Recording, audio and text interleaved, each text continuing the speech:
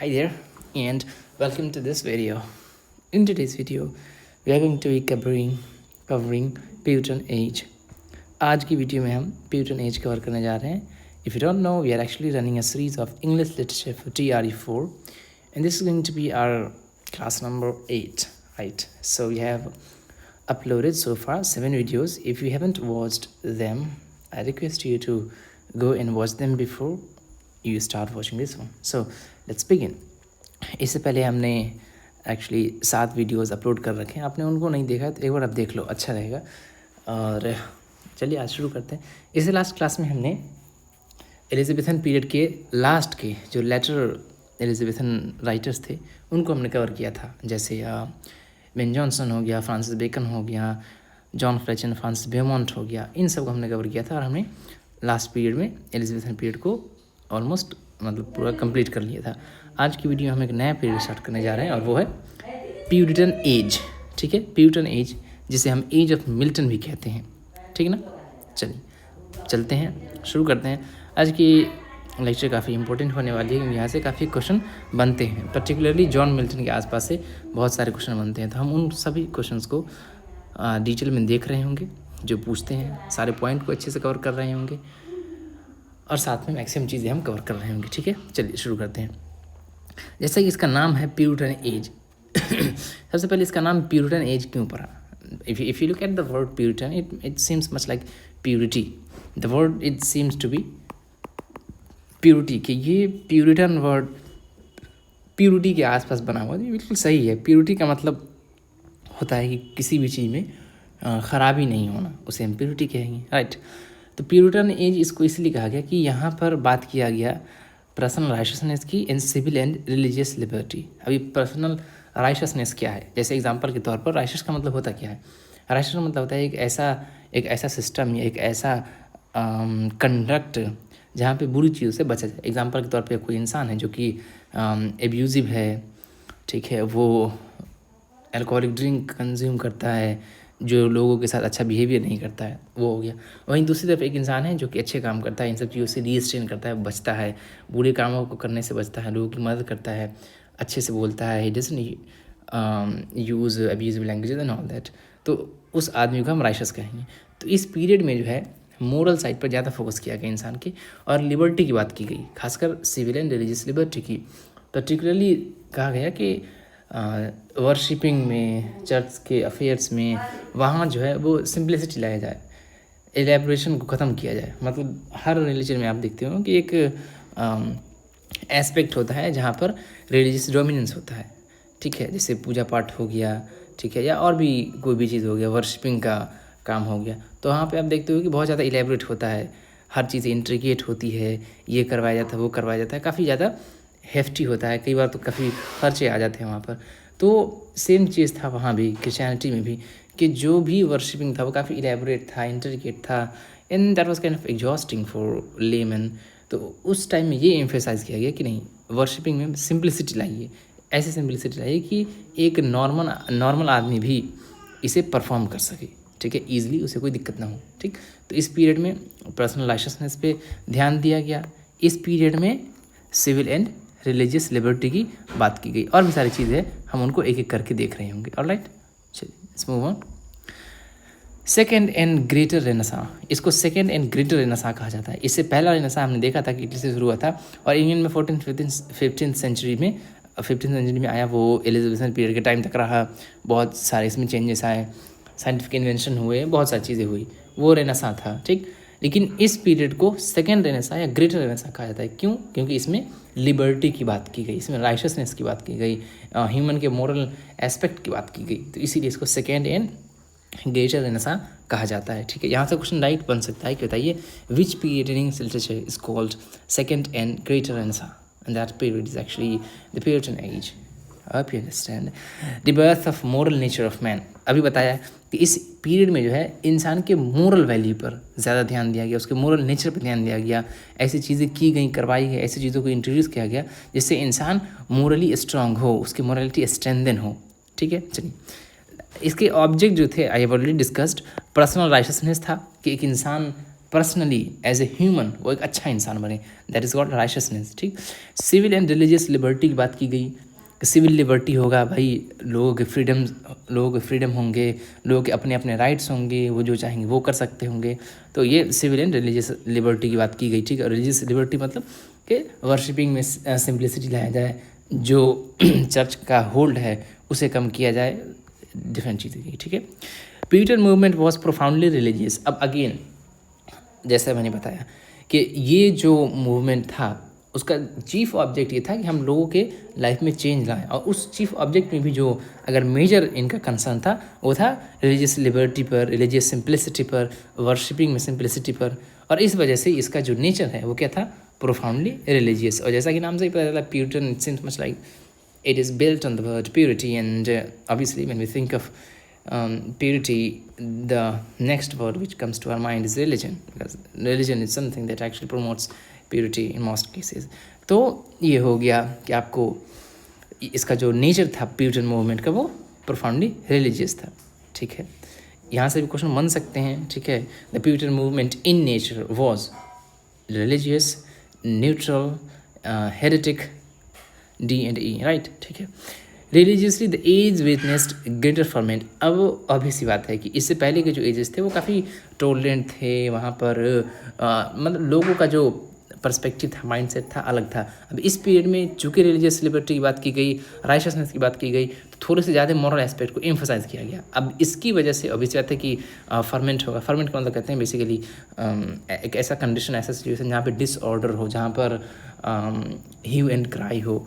मतलब आप you know what I actually want to say, that this age particularly witnessed greater ferment in terms of religious things. तो religion के aspect में यहाँ पर बहुत ज़्यादा हो हल्ला ऐसी चीज़ें हुई थी। लिटरली मतलब लिटरेचर के पॉइंट ऑफ व्यू से the Puritan age was one of the confusion due to breaking up of old idols. देखिए इस पीरियड में क्या हुआ कि बहुत सारी चीज़ों को चेंज कर दी गई, बहुत सारी चीज़ें चेंज कर दी गई। पिछले पीरियड में काफ़ी हद तक जो है चीज़ें काफ़ी हद तक फ्रीडम था, दूसरी चीज़ें थी, लेकिन इस पीरियड में क्या किया गया, उन सब चीज़ों को चेंज कर दिया गया, बदल दिया गया। इससे पहले हमने देखा था कि काफ़ी चर्च का स्ट्रांग होल्ड था। अब अभी के टाइम में क्या किया गया, इस पीरियड में कहा गया कि नहीं, चर्च के उतना स्ट्रांग होल्ड नहीं होगा, चर्च की पावर को कम किया जाएगा, चर्च जो पर्सनल लाइफ को इन्फ्लुएंस करता है उसको कम किया जाएगा। तो ये सारे आइडल्स थे, अब इनको ब्रेक किया गया, इनको चेंज किया गया। तो अब इसकी वजह से तो अभी सी बात है कन्फ्यूजन क्रिएट होगा। ठीक है, और भी सारी चीज़ें होंगी। तो इस पीरियड में काफ़ी ज़्यादा कन्फ्यूजन था। लिटरेचर में भी आप देखोगे कि बहुत ज़्यादा मतलब ग्रेटर एस्पेक्ट पर जो वैरायटी ऑफ वर्क है वैसा आपको नहीं मिलेगा। जैसे आप एलिजाबेथन पीरियड में देखोगे तो वहाँ पर you will C variety of works being written in terms of poetry, in terms of plays, dramas, essays and all that. But in this period you see certain kind of works that are actually revolving around religious themes. तो इस period में आपको उतना कुछ ज़्यादा देखने को नहीं मिलता है। क्यों? क्योंकि obvious सी बात है फिर यहाँ पर एक शिफ्ट देखने को हमें मिलता है। ठीक है, किसकी तरफ, मोरालिटी की तरफ, रिलीजियस टीचिंग्स की तरफ एंड ऑल दैट। इस वजह से लिटरेचर में भी इसका इम्पैक्ट देखने को हमें मिलता है। ठीक, the period is also referred as age of Milton, and this is actually a point that can be asked in exams. Which period is in English literature is called age of Milton? The same way Elizabethan period can be called the age of Shakespeare. The same way Puritan age is called age of Milton. And whenever we give any period an eponym is simply derived from someone's name. So whenever we give any period of English literature a name after its author, then it simply means that that author actually dominated the entire period. And that can be seen in the previous age. We saw William Shakespeare, how he overshadowed all other his contemporaries, and that's why Elizabethan period is also called William Shakespeare's period, that is age of Shakespeare. In the same way, if we look at the works of other authors and writers in this period, we see that John Milton stands apart. He is beyond reach, and he is kind of boss in this period, and that's why this period is called age of Milton, right? So Elizabethan period is of Shakespeare, and Puritan period is age of Milton. Although we see good writers like John Bunyan in this period, but again this period is called age of Milton. The literature of this age was divided in spirit. Now you see, इससे पहले जो आप देखोगे Elizabethan period में, तो वहाँ पे एक क्वीन थी, ठीक है, उसने ही सारा काम करना था और वो काफ़ी हद तक ट्राई की कि हम यूनिफिकेशन लाएं, मतलब कि लोगों के स्पिरिट में जो है डिविजन न आए, लोग अपने नेशन के लिए, मतलब उनके अंदर नेशनलिज्म का जो है फीलिंग लाएं, उनके अंदर रेफरेंस लाएं नेशन को लेकर के। लेकिन इस पीरियड में ऐसा नहीं हुआ। क्या हुआ, एलिजाबेथन पीरियड ख़त्म हो चुका था और अब जो है नेशन वो पार्टीज़ में, विग्स एंड टॉरीज, इन सब में जो है, ट्यूडर्स, इन सब में वो डिवाइड हो चुका था, ठीक। अब इस वजह से क्या हुआ कि लिटरेचर भी डिवाइड हो गया, ठीक है, समझ में आ गया। The literature of this age is pessimistic and gloomy instead of inspiring. अब इस पीरियड में आप ये देखोगे, जैसे पिछले पीरियड में आप देखोगे एलिजाबेथन पीरियड में, उससे पहले के पीरियड में, तो लिटरेचर थ्रॉबिंग है, मतलब इंस्पायरिंग है, उसको आपको पढ़ोगे तो मज़ा आएगा, ठीक है, काफ़ी चीज़ देखने को मिलेगी। चाहे आप एडमंड स्पेंसर के वर्क को उठा लो, ठीक है, शेपर्ड्स कैलेंडर ले लो, फेरी क्वीन ले लो, या विलियम शेक्सपियर का कोई वर्क ले लो, बेन जॉनसन, फ्रांसिस बेकन का कोई वर्क ले लो, तो वहाँ पे आपको एक इंस्पिरेशन देखने को मिलेगा, मतलब यूथ, ठीक है, एक उमंग, happiness, delight, you see these things. But in this period you see gloom, you see pessimism, right, and this is the actually characteristic of this period, कि इस पीरियड में आपको जो है वो ग्लूमी चीज़ें देखने को मिलती है, पेसिमिस्टिक चीज़ों को देखने को मिलती है, instead of literature being inspiring and all that. तो इसको भी आपको ध्यान में रखना है, ठीक। The literature of this age is untouched by romantic element. इस पीरियड में रोमांटिक एलिमेंट आपको देखने को नहीं मिलता, you don't see any romantic element, ठीक है। जैसे पिछले पीरियड में आपको बहुत सारे पोइट्री मिलते हैं, उससे भी पहले आपको बहुत सारा सॉन्ग वगैरह मिलता है जो कि रोमांटिक फ्लेयर को दिखाता है, लेकिन इस पीरियड के जो वर्क है उसमें रोमांटिक फ्लेयर आपको देखने को नहीं मिलता है, ठीक। क्यों? क्योंकि ऑब्वियस बात है कि इनका जो नेचर था वो ग्लूमी था, पेसिमिस्टिक था, ये चीज़ों को आपको कंटेम्प्ट करने के लिए कहते थे, कंटेम्पलेट सोचने के लिए कहते थे, ठीक। Puritanism was a pejorative nickname for Protestant who sought reformation and liberty.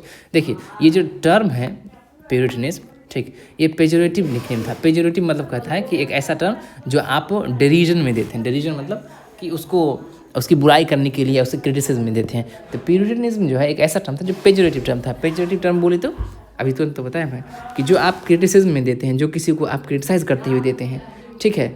जैसे कि एग्जाम्पल के तौर पर एक छोटा बच्चा है जो बार बार छोटी छोटी बातों पर गुस्सा हो जाता है, तो हम लोग कहते हैं ना कि अबे नक चिढ़ा बच्चा है, नक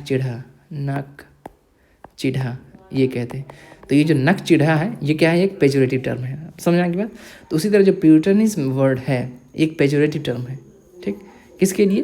प्रोटेस्टेंट कौन है भैया? देखिए, क्रिश्चियनिटी में सेक्ट्स होते हैं अलग अलग, कोई कैथोलिक होता है, कोई एंग्लिकन होता है, कोई प्रेस्बिटेरियन होता है, कोई प्रोटेस्टेंट होता है, ठीक है, इस तरह से। तो उसी में मतलब ये सब एक्चुअली सेक्ट हैं क्रिश्चियनिटी की। तो प्रोटेस्टेंट्स जो थे उन्हीं को ये टर्म दिया गया था, पेजोरेटिव टर्म था ये, ठीक है। और ये प्रोटेस्टेंट क्या चाहते थे? रिफॉर्मेशन एंड लिबर्टी चाहते थे। अभी तो बताया, ये चेंजेस लाना चाहते थे, जो रिलीजियस चीज़ें थी उसमें चेंज लाना चाहते थे, जो चर्च की अथॉरिटी थी उसको चैलेंज करना चाहते थे, उसमें चेंज लाना चाहते थे, and the sought greater freedom, और उनको और ज़्यादा फ्रीडम चाहिए था। चलिए, ठीक है, चलते आगे। इसको भी आप दिमाग में रखिएगा। और एक्चुअली मैं स्टोरी की तरह कह रहा हूँ, तो आपको बस सुनते जाना, साथ में देखते भी जाना है, ठीक। देखोगे तो दिमाग में इमेज बनेगा और सुनोगे तो चीज़ें एसोसिएट होगी। They propose alternative models of church government. देखिए, मैं ऑलरेडी बता चुका हूँ कि चर्च का काफ़ी डोमिनेंस था, although there was monarchy, but even monarchy was influenced by the church authority, और समटाइम इट फील दैट कि चर्च ही रूल कर रहा है। और इवन जो मोनार्क हुआ करते थे वो क्या करते थे कि हम divine representative of God on earth हैं, कि हम गॉड की तरफ से डिवाइन रिप्रेजेंटेटिव भेजे गए हैं, ठीक है, तुम्हें रूल करने के लिए। तो ये लोग जो थे प्यूरिटन्स जो थे वो डिफरेंट ऑल्टरनेटिव दिए चर्च गवर्नमेंट का, कि देखो इसके जगह पे ये कर लो, इसके जगह पे ये कर लो, ठीक। चलिए, that desire purity of doctrine, simplicity of worship, integrity of faith. Already बता चुका है हमें कि जो उनके डॉक्ट्रिन थे, क्या करना है, नहीं करना है, ऐसे करना है, वैसे करना है, क्या सोच था उनका, उनमें वो प्योरिटी चाहते थे कि नहीं, ऐसी चीज़ों को आप मत करो, इसमें गलतियाँ हो, जो फ्लॉड हो, ठीक है। सिंप्लिसिटी ऑफ वर्शिप, जो वर्शिप है उसको सिंप्लीफाई किया जाए, इलेबोरेशन ख़त्म किया जाए, and integrity of faith, faith में इंटीग्रिटी लाई जाए, ठीक है। चलिए, अब इन सब में हुआ क्या कि काफ़ी कुछ हुआ। उसमें सबसे बड़ा जो इंसिडेंट था वो था चार्ल्स वन का एग्जीक्यूशन इन प्यूरिटन्स ने मिल करके चार्ल्स वन जो मोनार्क था उसको एग्जीक्यूट कर दिया। ठीक है, एग्जीक्यूट का मतलब होता है अभी सी बात है मार देना, फांसी दे करके या कैसे भी। तो 1649 में जो है चार्ल्स वन का एग्जीक्यूशन हो गया और उसके जो भी फॉलोअर्स वगैरह थे, उसकी जो भी फैमिली थी, उसकी डायनेस्टी, उसको वहाँ से बैनिश कर दिया गया। बैनिश बोलते हैं कंट्री से हटा देना, यानी कि चलो भागो तुम दूसरे कंट्री में रहो। तो वो लोग फ्रांस चले गए थे। ठीक है ना। फिर हम देखेंगे कि उसका बेटा जो चार्ल्स सेकंड है वो 1660 में फिर से इंग्लैंड पर जो है अटैक करता है और फिर से मोनार्की रिस्टोर हो जाती है, यानी उसका बेटा फिर से मोनार्क बन जाता है। और फिर वही हमारा चार्ल्स सेकंड से, मतलब जब वो फिर से मोनार्क बन जाता है तो रिस्टोर हो गया मोनार्की, तो वहाँ से हमारा 1660 से रेस्टोरेशन पीरियड शुरू होता है। ठीक है, फिर जॉन ड्राइडन जैसे लोग आते हैं। अब इस बीच में जो 1649 है 1660 तक, इस बीच में जो गवर्नमेंट थी उसको कॉमनवेल्थ गवर्नमेंट कहते हैं। ठीक है, कॉमनवेल्थ गवर्नमेंट कहते हैं, जो कि लीड किया गया था रिचर्ड क्रॉमवेल और ओलिवर क्रॉमवेल के अंदर। ठीक, तो आप इन दोनों चीज़ों को याद रखें कि 1649 से लेकर के 1660 तक कॉमनवेल्थ गवर्नमेंट रही थी और जो उसके लीडर थे वो Richard Cromwell and Oliver Cromwell था। और इसी पीरियड को 1649 से लेकर के 1660 के पीरियड को प्यूरिटन इंटररेग्नम बोला जाता है। आई hope you understand this. Puritan interregnum, Puritan interregnum, interregnum ऐसे पीरियड को बोलते हैं जहाँ पर कोई रूल ना हुआ होता हो, तो प्यूरिटन इंटररेग्नम बोला क्योंकि उस टाइम प्यूरिटन का रूल्स नहीं था, कॉमनवेल्थ चल रहे थे। ठीक, चलिए इतनी बात समझ में आ गई, I hope it's quite clear.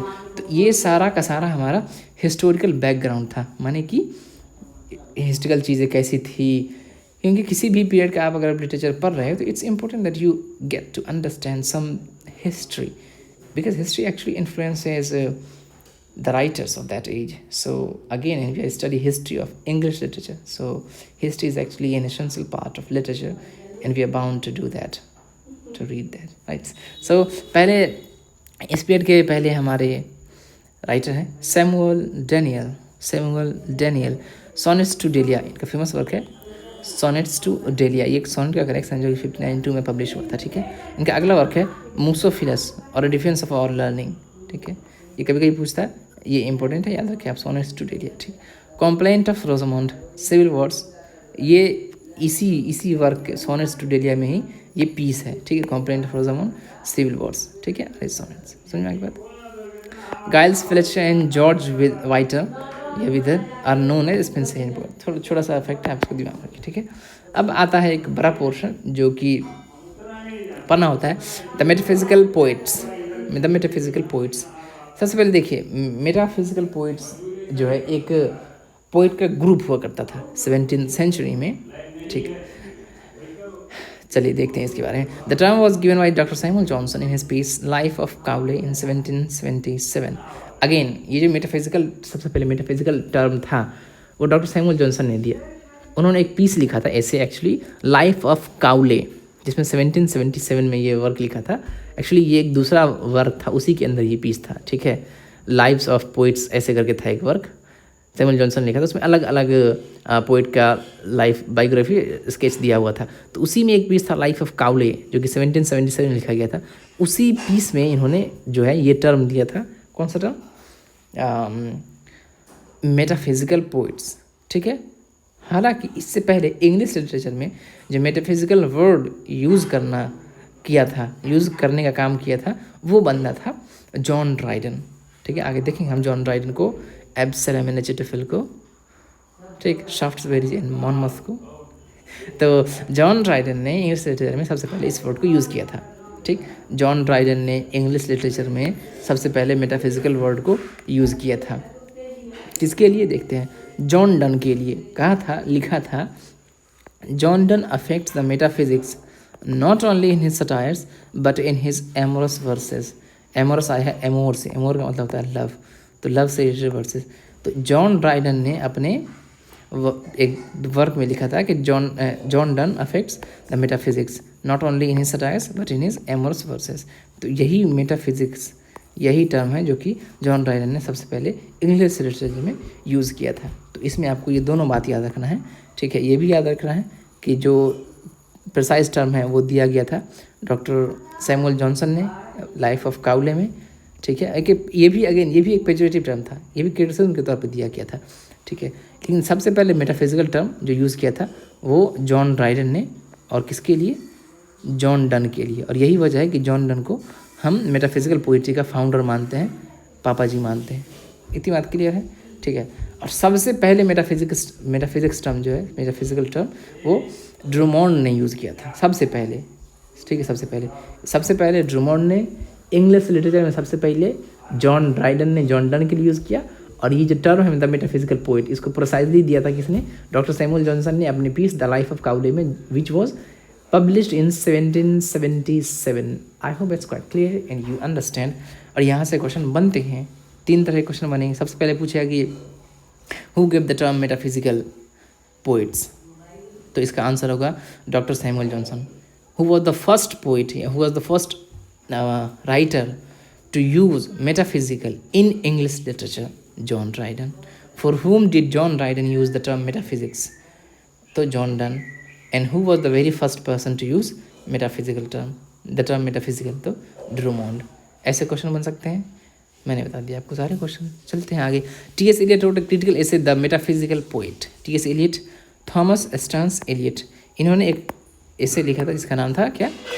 The metaphysical poet, ठीक है। चलिए, अब इसमें कौन कौन से बंदे थे इस मेटाफिजिकल पोइट्स जो हम कहते हैं, तो इस ग्रुप में कौन कौन बंदा था भाई, ठीक है, ये देख लेते हैं। सबसे पहला नाम आता है जॉन डन का, भाई साहब हमारे फाउंडर हैं इसके, जॉन डन। अगला नाम आता है जॉर्ज हर्बर्ट का, द टेम्पल। रिचर्ड क्रैशो का नाम आता है Henry Vaughan, Andrew Marvell, Thomas Traherne, Abraham Cowley and John Cleveland, ठीक। William Davenant, Edmund Waller and John Denham, sorry. यहाँ पे आपको एस्टेरिस्क लगा हुआ है, देख रहे होंगे आप। तो मैक्सिमम बुक्स में इनको जो है मेटाफिजिकल पोइट के अंदर नहीं रखा जाता है, ठीक है। इसीलिए मैंने यहाँ पर एस्टेरिस्क लगा दिया है। किसी बुक में ये डाल देता है, लेकिन आप ऑथेंटिक किताब पढ़ोगे तो उसमें इनका नाम नहीं आता है। सबसे पहले विलियम डेवेनेंट, एडमंड वॉलर और जॉन ड्राइडन, इनका नाम उसमें नहीं आता है, पहली बात। दूसरी बात, बहुत सारी किताबों में आपको ये 2 नाम नहीं मिलेगा, जॉन क्लीवलैंड और थॉमस ट्रानहर्न, ये 2 नाम नहीं मिलेगा। आपको मिलेगा Abraham Cowley, Andrew Marvell, Henry Vaughan, Richard Crashaw, George Herbert और जॉन डन। ये 3 और 3 6, ये 6 पोइट का नाम आपको हर किताब में मिल जाएगा। ये जो 2 है, थॉमस ट्रानहर्न एंड जॉन क्लीवलैंड, जब एक अच्छी स्कॉलरली बुक पढ़ोगे ना, कोई एंथोलॉजी टाइप का, तो वहाँ मिलेगा। और ये सब आपको किसी बुक में मिलेगा, किसी बुक में नहीं मिलेगा। तो मैंने सारे को इंक्लूड कर दिया ताकि आपको कन्फ्यूजन जैसी चीज़ ना हो, और मैंने बता भी दिया है सारा बात, ठीक है। And I hope it is quite clear. Okay, चलिए मूव नाउ। चलिए, they had noble thought, diction and action. देखिए, इनका जो डिक्शन था, डिक्शन मतलब लिखने का स्टाइल होता है, ठीक है। एक्शन था, एक्शन मतलब कि इनके वर्क क्या हुआ करते थे। इनका जो थॉट था, जो इनका थीम था, कैसे ये सोचा करते थे, वो नोबल था, ठीक है। नोबल मतलब हाई क्वालिटी का था। They are known for frequent use of conceits, this is a great thing. यहाँ से क्वेश्चन सीधे बनते हैं, ठीक है, कि वो लोग कंसीट को यूज़ किया करते थे। कंसीट क्या होता है भाई? अगेन इसको मैं अभी एक्सप्लेन नहीं करूँगा, क्योंकि मुझे फिर इसको एक्सप्लेन करने के लिए प्रॉपर एग्जाम्पल आपको देना पड़ेगा, तभी आप समझ पाओगे, ठीक। इसको हम जब लिटरेरी टर्म्स एंड डिवाइसेस को पढ़ रहे होंगे तो वहाँ मैं कंसीट को अच्छे से एक्सप्लेन कर दूँगा, ठीक। तो अभी आप बस नहीं याद रख लो, and I won't forget this कि मुझे एक्सप्लेन करना है इसको अच्छे से। तो कंसीट ये लोग अपने पोइट्री में यूज किया करते हैं, और ये बहुत ही फेमस क्वेश्चन है।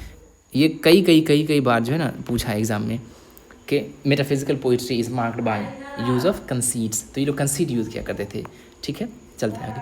यूज़ ऑफ हाइपरबोली इन कोलोक्वलिज्म, ये भी अगेन हाइपरबोली आप जानते ही होंगे, बड़ा चढ़ा के किसी चीज़ को कहना, और कोलोक्वलिज्म ऐसा लैंग्वेज यूज करना जो कि कोलोक्वल है। कोलोक्वल मतलब इसका हम लोग डेली लाइफ कन्वर्सेशन में यूज़ करते हैं, बोल चाल की भाषा में, ठीक। एक तो फॉर्मल लैंग्वेज हो गया और एक कोलोक्वल लैंग्वेज हो गया। जैसे अगर आप किसी फॉर्मल आदमी से बात करोगे, जैसे प्रिंसिपल से या ऑफिस के मैनेजर से, तो वहाँ का लैंग्वेज अलग होगा। अपने फ्रेंड से बात करोगे तो वो अलग होगा। तो जो फ्रेंड से बात कर रहे हो, घर पे फैमिली से बात कर रहे, वो कोलोक्वल लैंग्वेज कहलाता है। तो जो मेटाफिजिकल पोइट्स थे वो अपने पोइट्री में भी कोलोक्वल लैंग्वेज यूज़ कर लिया करते थे, ठीक ना। चलिए आगे है theme of love and affection. ये भी इंपॉर्टेंट पॉइंट है कि उनकी जो पोइट्री हुआ करती थी उसका थीम क्या हुआ करता था? लव एंड अफेक्शन, ठीक है। तो ये लोग कोई इपिक नहीं लिखा करते थे, they wrote on themes of love and affection, ठीक है। Use of closed couplet in majority of work, ये भी इंपॉर्टेंट पॉइंट है कि ये लोग क्लोज्ड कपलेट यूज किया करते थे, ठीक है, क्लोज्ड कपलेट। और इवन ये एक्चुअली मैकेनिकल बन चुका था, इतना ज़्यादा इन लोगों ने यूज़ किया था कि, ठीक है ना। इसमें इतना चीज़ आपको याद रखना है, जिनको मैंने टिक मार दिया है, ये वाला तो अब ज़रूर से याद रखिएगा कि जब भी मेटाफिजिकल पोइट बोला जाए तो आपके दिमाग में आना चाहिए क्या, आपके दिमाग में आना चाहिए कंसीट। ठीक बा, चलिए हाइपरबोली का यूज़ किया करते थे ये लोग, कॉलोकियलिज्म का यूज़ किया करते थे, और इनका थीम क्या हुआ करता था, लव एंड अफेक्शन का। और इन लोगों ने भर भर के क्या यूज़ किया भाई साहब, इन लोगों ने भर भर के यूज़ किया है क्लोज्ड कपलेट। क्लोज्ड कपलेट क्या होता है, देखिए कपलेट मतलब 2 लाइन, ठीक, और क्लोज्ड कपलेट तब होता है जब उस 2 लाइन में कंप्लीट आइडिया हो। ठीक है, जैसे आप किसी चीज़ के बारे में बात कर रहे हो तो 2 ही लाइन में वो कंप्लीट हो गया, यानी कि और आगे आपको लाइन जरूरत नहीं पड़े उस चीज़ को डिस्क्राइब करने के लिए, तो इसी को हम क्लोज्ड कपलेट कहते हैं। और जब इसको हम एपिक स्टाइल में अप्लाई करते हैं तो वो हीरोइक कपलेट बन जाता है। इन सब चीज़ों को हम और अच्छे समझेंगे। सबसे पहले आपको घबराना नहीं है। चलिए आगे चलते हैं। अगला नाम, मतलब पहला नाम जो आता है इसमें, मैं देख लूँ कितना कवर करना है हमें। ठीक, आज हम इस पार्ट को, इस वीडियो को एक्चुअली 2 पार्ट में बनाना होगा वरना काफ़ी लंबा हो जाएगा। आज हम यहाँ तक कवर कर रहे होंगे, ठीक है, मेटाफिजिकल पोइट्स तक, और क्या बोलते हैं जॉन मिल्टन भाई साहब को अगले पार्ट में कवर करेंगे। ठीक है, ऑलरेडी 25 मिनट की वीडियो हो गई है। चलिए, और ज़्यादा वीडियो लंबा हो फिर आप देखना भी नहीं चाहते हो, बोर हो जाते हो, थक जाते हो। सो छोटा छोटा थोड़ा थोड़ा बनाना है। चलिए आगे चलते हैं। अगला नाम, सबसे पहला नाम आता है जॉन डन का, जो कि मेटाफिजिकल पोइट्री के फाउंडर कहे जाते हैं। John Donne 1573 to 1631 wrote poems and sonnet. John Donne ने कुछ बहुत बड़ा काम नहीं किया है, लेकिन पोएम और सोनेट लिखा है। ठीक है, इनका कोई खास प्रोज, प्ले, ड्रामा ये सब नहीं है। इन्होंने मैक्सिमम पोएम और पोइट्स लिखा है। Holy sonnet is a collection of 19 sonnets. ये इंपॉर्टेंट वर्क है इनका। होली सोनेट्स करके इन्होंने एक कलेक्शन लिखा था सोनेट का, जिसमें 19 सोनेट्स थे। इन दोनों चीज़ों को आपको याद रखना है। ठीक है, होली सोनेट्स जॉन डन ने लिखा है, और उसमें कितने सोनेट्स हैं, 19 सोनेट है, 19 सोनेट है। It is also called divine meditations, इसको डिवाइन मेडिटेशन भी बोला जाता है। टाइटल ऑफ अर्नेस्ट हेमिंगवे, आगे जाकर के अमेरिकन लिटरेचर पढ़ेंगे तो अर्नेस्ट हेमिंगवे मिलेगा। अर्नेस्ट हेमिंगवे वही बंदा है जिन्होंने the old man in the sea लिखा था, और अर्नेस्ट हेमिंगवे को नोबेल का लिटरेचर भी मिला हुआ है। और अर्नेस्ट हेमिंगवे ने काफ़ी कुछ वर्क लिखा है, उनके वर्क से क्वेश्चंस भी आते हैं। ठीक है, तो उन्हीं का एक वर्क है for whom the bell tolls, for whom the bell tolls, और थॉमस मर्टन्स का एक वर्क है no man is an island. तो इन दोनों वर्क का जो टाइटल है वो इसी सोनेट से लिया गया है। हॉली सोनेट्स कलेक्शन है, उसी के सोनेट नंबर 17 से शायद लिया गया है। हाँ, सोनेट नंबर 17 से ही लिया गया है इन दोनों वर्क का टाइटल। ठीक है, अर्नेस्ट हेमिंगवे का for whom the bell tolls और थॉमस मर्टन्स का no man is an island. इतनी बात समझ में आ जाएगी आपको, इस बात को आप दिमाग में रखेंगे। ठीक है, ये इंपॉर्टेंट वर्क है, मतलब इंपॉर्टेंट पॉइंट है ये। ठीक है ना, चलिए, for whom the bell tolls Ernest Hemingway का है। यहाँ से एक क्वेश्चन बन सकता है कि who has written for whom the bell tolls, तो अर्नेस्ट हेमिंगवे का वर्क है। और Thomas Merton's no man is an island, तो इन दोनों ही वर्क का टाइटल कहाँ से लिया गया है, जॉन डन के हॉली सोनेट्स वर्क से। ठीक है, चलिए, no man is an island, ये तो एक वर्क है, नॉवल है एक्चुअली थॉमस मर्टन्स का। और रस्किन बॉन्ड का सेम नाम से no man is an island एक शॉर्ट स्टोरी का कलेक्शन है। इसको भी आप याद रखेंगे, ठीक है ना, कि no man is an island Thomas Merton's का क्या है, नॉवल है, और no man is an island Ruskin Bond का शॉर्ट स्टोरी कलेक्शन का एक वर्क है। ठीक है, चलते हैं। To his mistress going to bed, ये एक एल्जिक पोएम है। सीधे यहाँ से टाइटल पूछता है सीधे, to his mistress going to bed is written by John Donne, elegiac poem है। लेटर्स टू सेवरल पर्सनेजेस, इन्होंने काफ़ी लेटर लिखा था। In 17th holy sonnet he mourned his wife in his death, यानी 17वें नंबर सोनेट में जो है इनकी वाइफ थी एनी, इनका डेथ हो गया था, तो उसी को डेथ को माउंड किया है इन्होंने, मतलब वेल विलाप करना, रोना धोना। ठीक है, यह sonnet 10 title death be not proud, important, यहाँ से लाइन पॉइंट बनते हैं, यहाँ से क्वेश्चन बनते हैं। सोनेट नंबर 10 है इनका, ठीक है, जिसका टाइटल है डेथ बी नॉट प्राउड। ठीक है, कि ए डेथ ज़्यादा घमंड मत करो। He challenges the belief that deads are sent to heaven to live eternally. इस सोनेट में वो करते क्या है कि चैलेंज करते हैं, किस बिलीफ को, इस बिलीफ को कि जो लोग मर जाते हैं वो हेवन में भेज जाते हैं ताकि वो वहाँ इटर्नली हमेशा हमेशा के लिए रह सके। इस बिलीफ को वो चैलेंज करते हैं, किस में, सोनेट नंबर 10 में। ठीक, और इसका फेमस टाइटल है क्या, फेमस लाइन है, death be not proud though some called thee mighty and dreadful for thou are not so. मैं इसको बताता हूँ इसका मतलब क्या होता है। ठीक है, सबसे पहले तो ये आर्काइक इंग्लिश में लिखा गया, कहता है कि ओ डेथ उतना ज़्यादा प्राउड मत हुओ। ठीक है, उतना ज़्यादा तुम प्राउड मत हुओ, हालांकि कुछ लोग तुमको माइटी, बहुत पावरफुल और ड्रीडफुल, एकदम ड्रावना बुलाते हैं। ठीक, फॉर दो, हालांकि तुम आर नॉट सो, तुम ऐसे नहीं हो।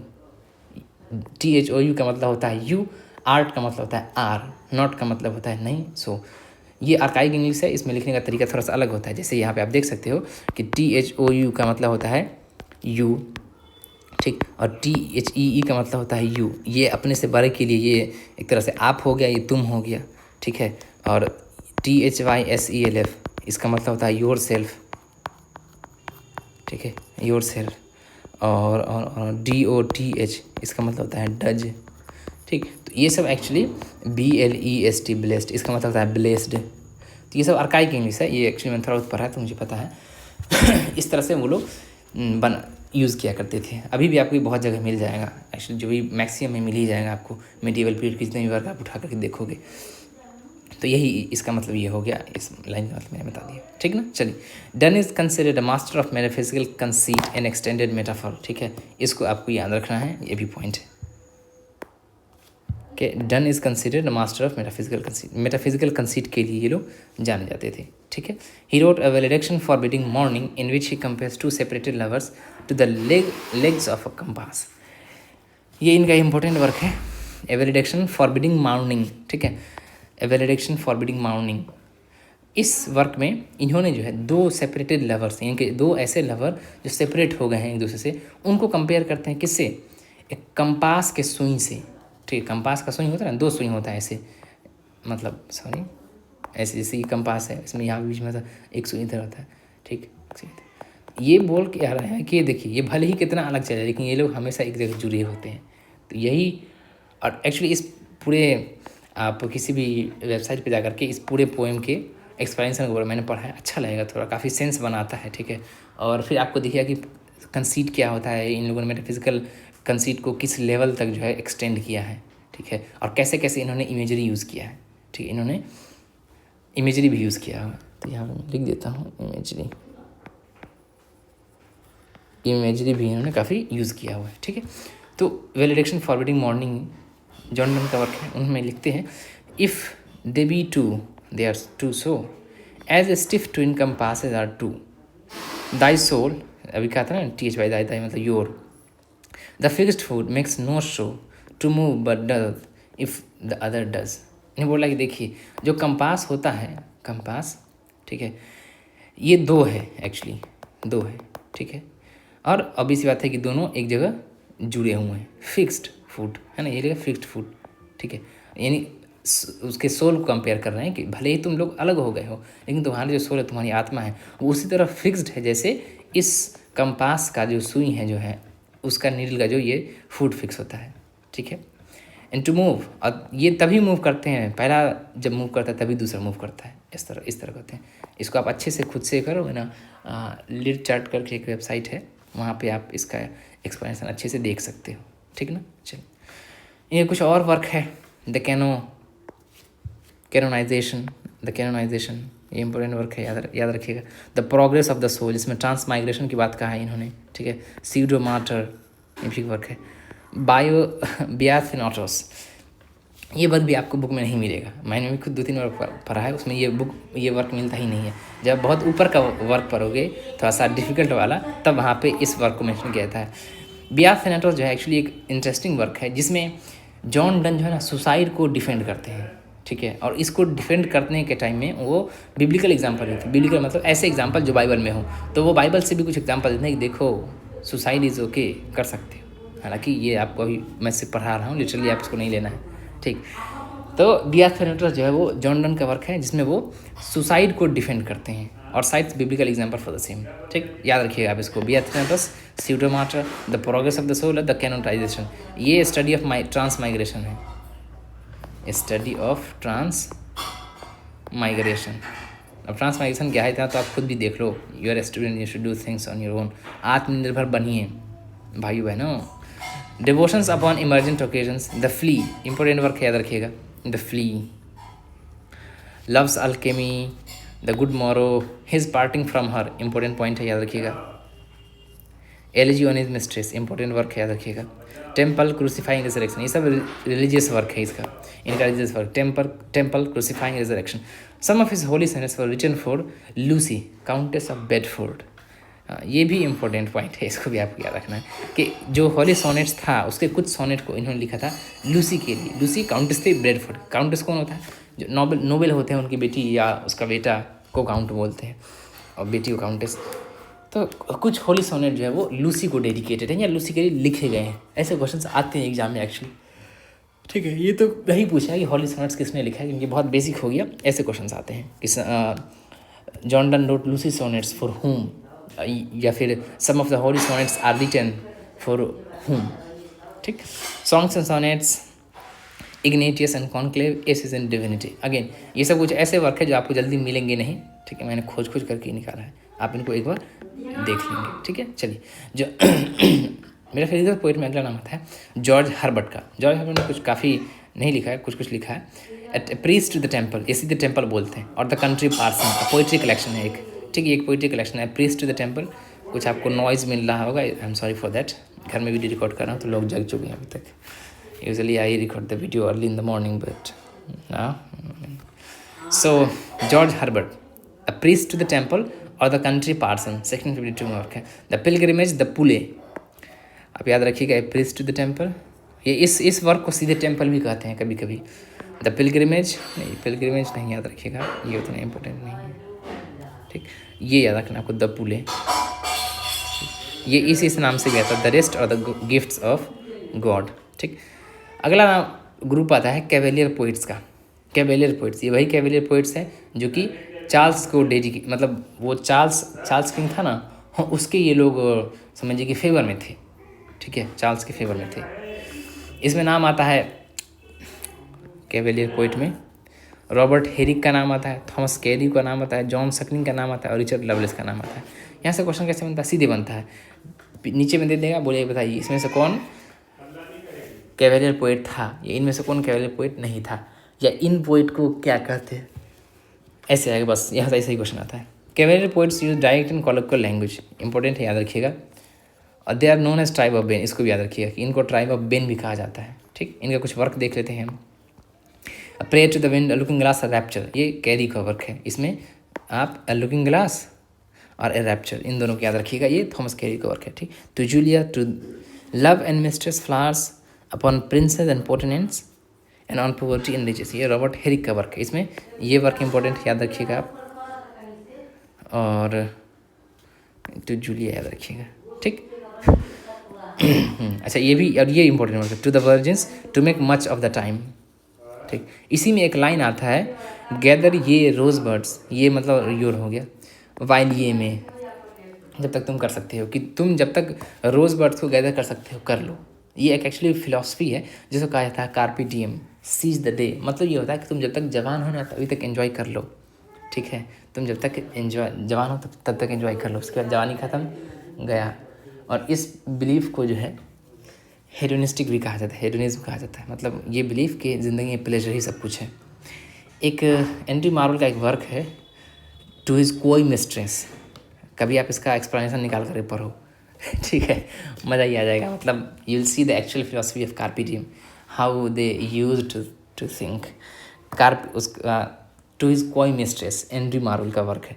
लिट चार्ट की वेबसाइट पर जाओ या किसी वेबसाइट पर, लिटरेरी वेबसाइट पर, वहाँ पे सर्च करो Andy Marvels to his coy mistress, सीधे to his coy mistress poem explanation. या उतना आप नहीं कर सकते हो तो चैट जीपीटी पे जाइए और बोलिए कि explanation of to his coy mistress line by line, फिर आपको पढ़ करके देखिए कि मज़ा ही आ जाएगा, ठीक है।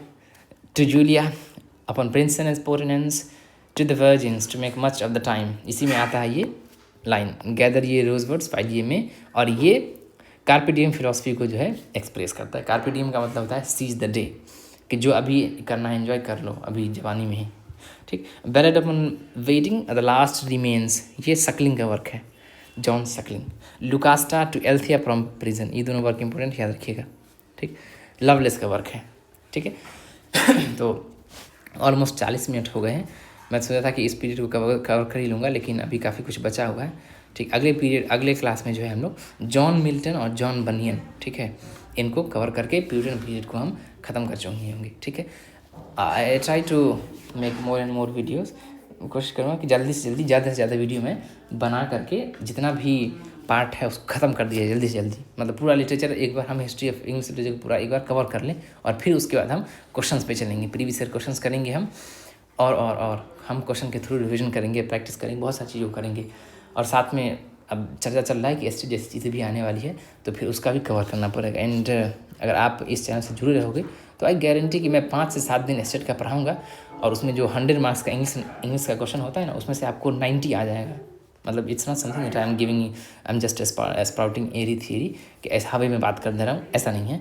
आई गारंटी कि जिस टाइप के वो लोग क्वेश्चन पूछते आ रहे हैं, अगर सेम वैसा ही क्वेश्चन इस साल भी पूछते हैं वो लोग स्टेट में, अगर आता है स्टेट तो मैं सिर्फ और सिर्फ 5 से 7 क्लास लूँगा आपकी, और मैं इस बात की गारंटी दूंगा लिख करके, इफ़ यू वांट मी, अगर आप मेरी सारी बातों को मानोगे, जैसे जैसा मैं कहूँगा वैसा वैसा करोगे, बहुत कुछ नहीं करना, बस 7-8 दिन आपको क्लासेस करनी है और मेरी बातों को मानना, जैसा मैं कहूँगा जैसे मैं पढ़ाऊँगा वैसा ही करना है। तो आई गारंटी कि इंग्लिश का जो 100 मार्क्स के क्वेश्चन आते हैं उसमें से आप 90 लेकर के आओगे, मतलब गारंटी दे रहा हूँ मैं, 90 लेकर के आओगे। अगर जैसा ये लोग क्वेश्चन पूछते आ रहे हैं ठीक वैसा ही पूछा, नो चेंज ऑफ पैटर्न किया तो हाँ, अगर फिर चेंज कर दिया pattern, major pattern, then I have no idea कि वो लोग क्या पूछेंगे। लेकिन अगर पैटर्न चेंज नहीं करते हैं तो ये होगा, ठीक।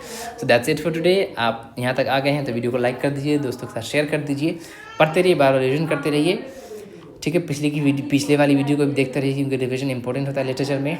और मिलते हैं आपसे अगले वीडियो में, and I hope you like the video. If you got any doubt you can ask that in the comment section. That's it for today and goodbye, take care.